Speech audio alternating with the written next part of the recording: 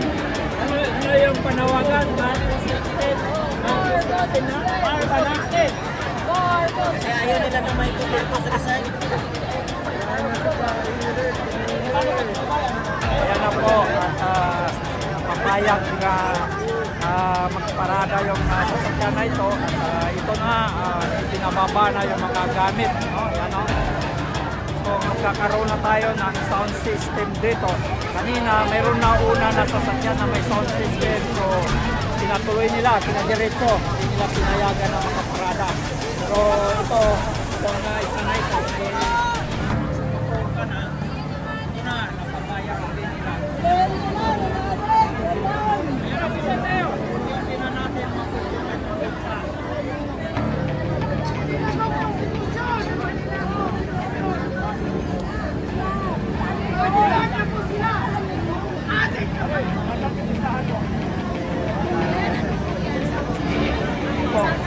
Tara na, tulas na tayo sa Palasyo.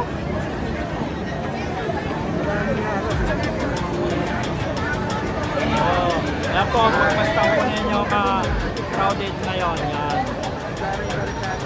Hindi naman gulo. Doon lang sila, hindi naman gulo. Hanggang sa dumami ng dot-dot, naparo na tayo.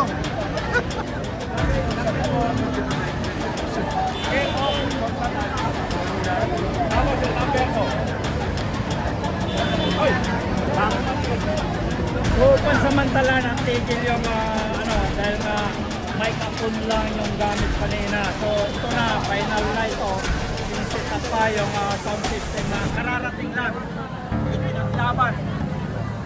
Para sila yung makababa dyan. Para ito na, no?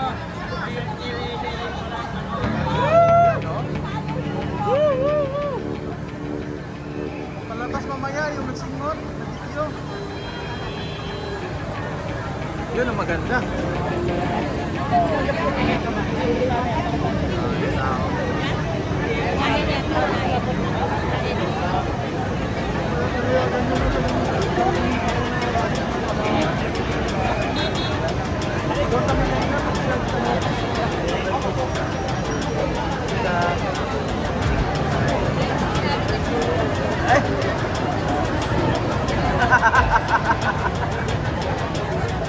Sana, no?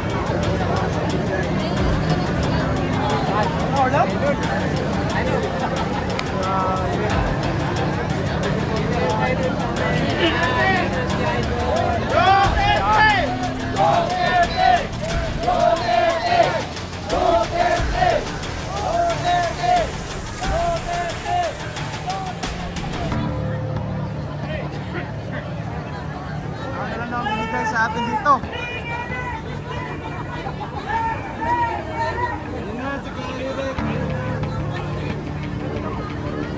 Kahirek!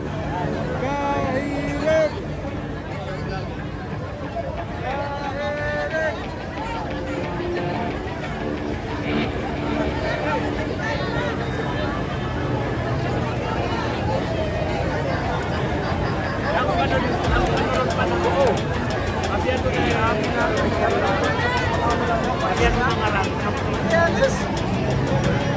Bali sa nila.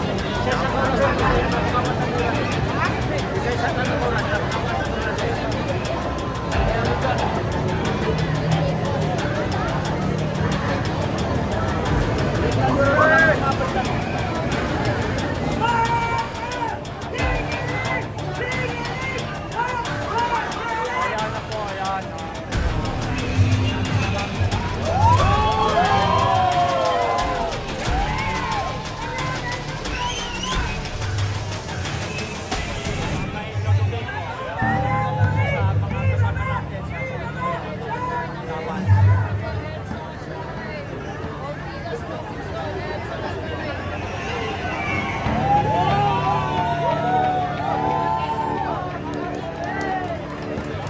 Palakasan nyo! Attention po, attention. Kasama ko po si Ronnie. At Papago. Attention po, attention. Bigyan tayo ng 1 hour. Right, right, right. isa. Isa po, out of respect sa Tayrani, siguro, isa ng flight po lang yan. Doon na dito.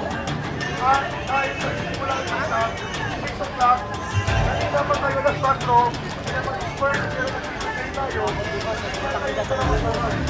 now we have 1 hour. And then tomorrow, we apply properly, like that's right, doon na rin po mag-set up, for the period between 2 to 6 p.m. Tomorrow, open sila. And then extendable up to pagdating, pagtapos na misa. Ayos? Sige.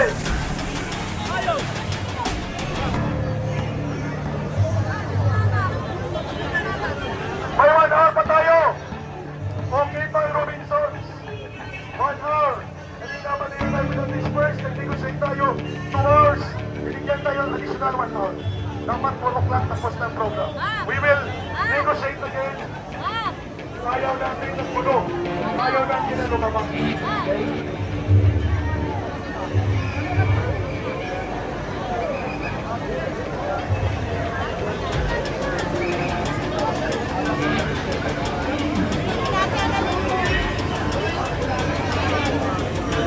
Mainit na hapon po sa ating lahat. Alam nyo, gustuhin natin ang ating kapulisan dahil may ginagampanan ng silo naman sila sa huli. Pero tayo rin naman po ay may karapatan. May karapatan tayo dahil ang gobyerno ito binubuo ng tao. Tama po ba? Kaya ang pakiusap ko lang po, magkaroon po tayo ng konting disiplina po rito para naman po, pagbibigyan tayo ng ating pong kapulisan. Alam naman po natin, ang pamilya ng kapulisan ay biktima rin po sa mga pagkakataon po. Pero mali ang pinagtatanggol nila. So ang ating po Mali ang binabantayan nila. natin, huwag po tayong mapagod sa pakikipaglaban po. Dahil itong laban natin ito, para ho ito sa bayan natin at sa mga susunod na henerasyon. Ito po ay karapatan natin. Pero ulitin ko po kasi nakakalungkot, may primado po tayong nasa harapan at ang ating pakiusap, dito na lang po tayo sa harap ng simbahan at ang simbahan naman po ay para sa tao. Pero ang nakakalungkot, yung simbahan natin ay sinisipan po. So ulitin ko sa pagkakataon ito, huwag natin isugo ang ating karapatan.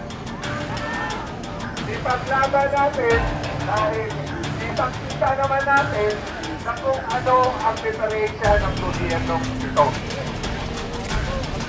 Si ating pambansang ating na ang nagsalita.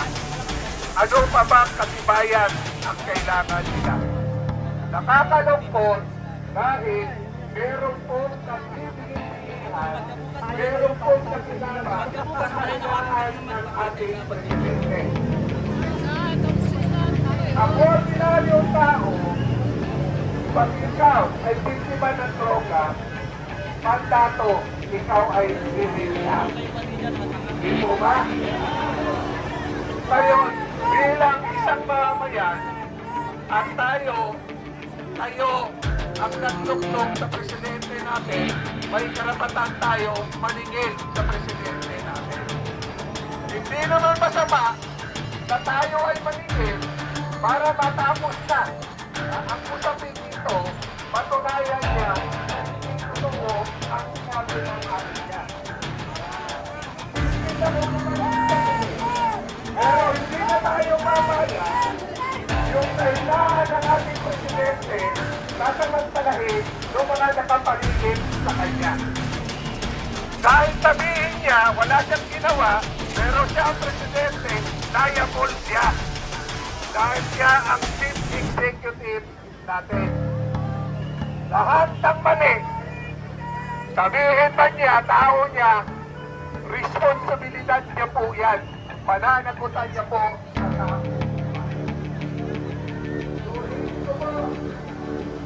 Ang ating po pinagkalaban dito para sa bayan natin. Para sa mga anak natin, lalo-lalo na tayong mga ordinaryong tao, ang tayo ang tinatamaan sa kawalang hiyaan ng gobyerno ito. Pero ulitin ko, ang ating mga kapulisan, huwag po natin ito ituring na kalaban. Ito po ay ating kakampi na pipilitan konti pa na po yan. Mulat na rin naman po sila eh. Mulat na rin ang ating kapulisan na pagka-ordinaryong tao matitig sa droga ay agad-agaran dapat mabigyan ng sunan para hindi na makasakit sa ating kapwa.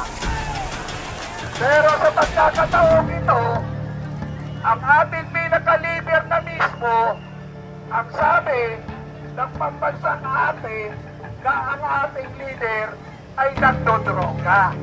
Droga sa umaga, droga sa tanghali, droga sa gabi, baha dito, baha doon, nakawan dito, nakawan doon, hindi niya pwede sakatan ang responsibilidad niya po yan.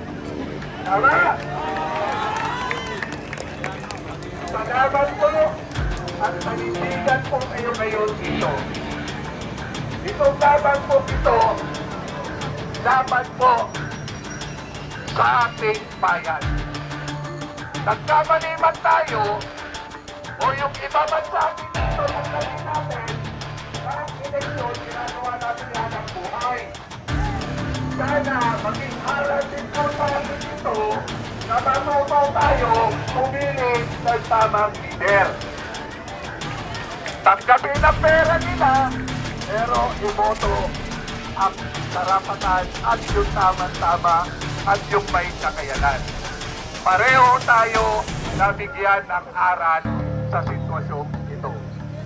Madali tayong magtiwala muli. Wala sa atin ang pagkukulang kung hindi sa ating presidente o sa inyong presidente. Hindi ko naman piloto yan eh. Sa inyong presidente, na talaga naman ating pagpansang atin, wala na sa katinungan at wala na sa tamang pag-isip. Alam naman natin yan, pag ang tao lumot sa droga, wala na ginawa, wala na ang pakinabang sa ating pag-isip. So agad na natin kapulisan, ang akin to, sana makonsensya na rin kayo, gamitin nyo ang common sense po ninyo, baka naman po bukas na mahal nyo na kami dito.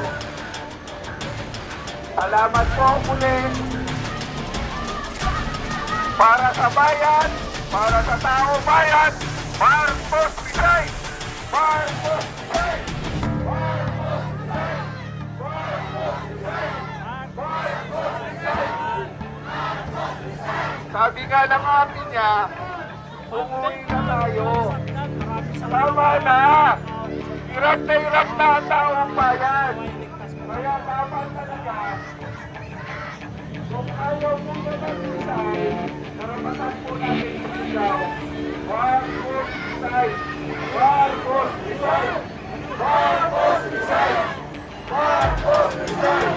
Marcos Visay! Alam nyo, pagkaskayo ang mga buka ng kapulisan natin. Malungkot po sila. Malungkot po sila sa kaharap natin dahil tayo ay tumitindig sa tama.